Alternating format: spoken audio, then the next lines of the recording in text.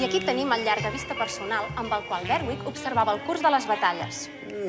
O sigui que en Berwick donava les ordres, però ell no va entrar mai en combat. Exacte. O sigui que ell donava les ordres, però es podria dir que tenia les mans netes.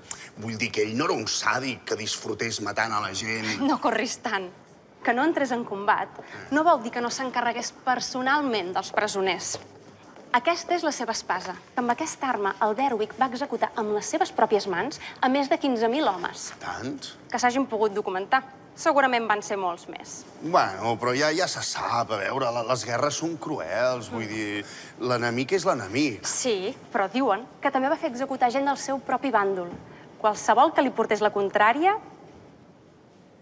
Ah, sí? Això diuen? I qui ho diu, això? No ho sé, ho he sentit dir per aquí. Ah, tu ho has sentit dir i ho vas repetint alegrement, no?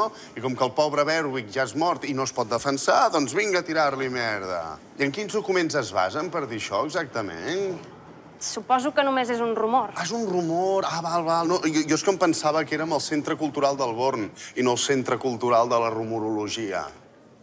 En qualsevol cas, gràcies, M'ha servit de molt, xata. Molt amable, ha sigut molt instructiu. Instructiu.